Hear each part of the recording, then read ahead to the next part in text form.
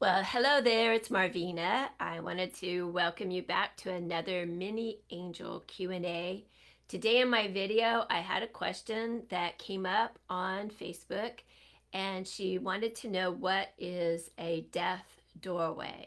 So she had heard me talk about it in some of my other videos, and a death doorway is a predetermined time for us to leave our body.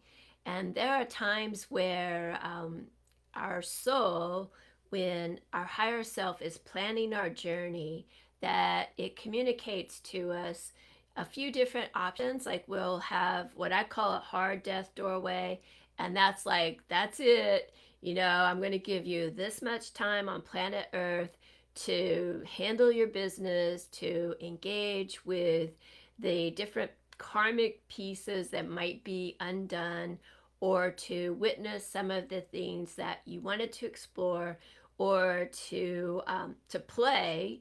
It may have nothing to do with karma. We just wanted to have this adventure and see how we can use it, and if we can live up to the creator part of ourself. But there are some times where they give us a couple of options. So I just call this, and this is just me, I call it a soft doorway, death doorway opportunity, where you may have a option that you could check out a little earlier if you wanted to, for whatever reason. It's kind of like sometimes when ladies go on a blind date and they have one of their friends like call me at 8:30 and just pretend to have an emergency, and that way I will have a way out of this date if it's not going the way I like. And so that would be like a soft death doorway where if you want to go, you can go on. So none of these are scary, usually from the soul perspective, because the triggering of the death hormone, it just, as it shuts down the organs in the body, it at the same time it fires up some of the codes and codons in our DNA that help us to intuitively understand our connection to the God stream, our connection to the big picture, and what is going on, and helps us to remember even maybe why we're choosing to leave early. But it helps us to feel more accepting. When I had my near death experience, I've had a couple of them, but I've only had one where I actually started to go back into the spirit world and in a way that I could see it. But it was not scary at all. It was actually one of the most fabulous experiences that I've ever had here. And I felt totally safe. I felt connected. I knew that I was leaving my family, but I, at the same time, had the understanding that all would be well, things would be explained to them, even though I was very young. I was, like 18 at the time, or no, I was 21. So I was really young, but I still knew that I would see my family again and my friends, and that they would understand on some level. And so it wasn't traumatic for me at all, and I wanted to stay. As it turns out, my that wasn't one of my predetermined death doorways, and so my guides uh, kind of just made me go back is the best way that I can explain it. So I didn't have the option. If I would have had the option, I would have stayed there. That is how much more natural that you feel in the spirit world. And I want you all to realize that at the time I was in a good place in my life, and everything was going good. I wasn't depressed. I wasn't suicidal. there was nothing wrong with my life. I had a really good life and I had no reason to want to escape it.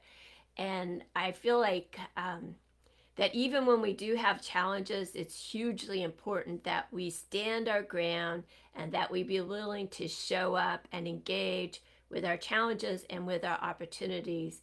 Because to run from them or to wish our life away or even take our life away, it's like a huge no-no, and it'll always come back to bite us in the butt in the end. But a death doorway is not determined by years. It is not a karmic thing, like somebody had bad karma, so their child died young or they died young. It has nothing to do with what's going on in our life, what's not going on in our life. I hear a lot of times people say, their life was just getting started and they had everything going from them and they just turned their life around, and then bam, they're hit by a truck, or they died of an overdose, or I heard the other day of a 2-year-old baby that died of SIDS. And so people really, it's easy for us to judge it's a bad thing or it's a sad thing, but it is from our soul's perspective. How many days, how much time we spend in the physical is not that big a deal, because we have so many opportunities from our multidimensional self that we can immerse ourselves in. This is not the only life we live. You hear all the time people say, you live one life, you might as well live big. But this is not the only one that we have. This is one, and we want to really make the best of it and treat it with respect and have a good attitude about our challenges or opportunities and our journey. And that way, I think we get the most out of it. But do your best not to judge other people, how they come and go, other souls, like how much time they determine to spend here. A lot of times you'll see somebody say, well, they lived a good life, it was their time. But time is not so relevant from our higher self. So a death doorway is a predetermined time where our soul says, all right, kiddo, you've got 74 years and make the most of it, and we'll, come and remind you when it's time to go. And I feel like the angel of death is the angel that greets every soul when they get ready to cross over. And it's a beautiful experience. It's not scary. And another thing is that there are some times where, like a family of souls, a group soul, or a soul family, they may decide that they're going to exit through a huge death doorway, and that would be something like 9/11 or the Oklahoma City bombing. Think about like natural disasters where a lot of people died at once. There are times where a soul family may decide, like, okay, we're all going to participate in this. And sometimes it is just that soul group family, like how they have organized the rest of their journey. They all might need to leave at once so that they're in a position to jump into another adventure or another journey. Or there may be times where there is some sort of thing going on that that they may want to participate in a mass death doorway like 9/11, to maybe bring attention to some other piece of business, to some sort of a social economical factor that they want to bring attention to, or to help maybe turn the tide of that. So there are times where a whole soul family may decide to walk through that doorway together.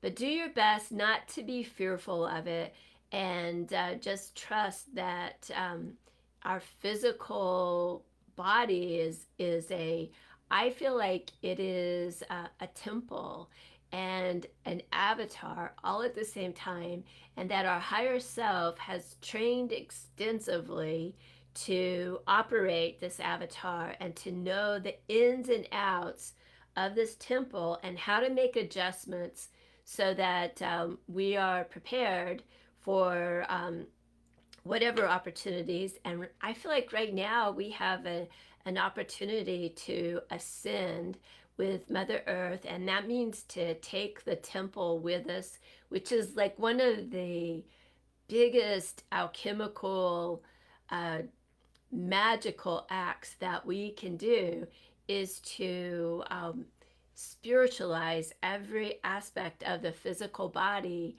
as a temple and bringing that light into it and activating our fifth dimensional Merkaba, our fifth dimensional chakras, and our fifth dimensional DNA, and being in a position to ascend.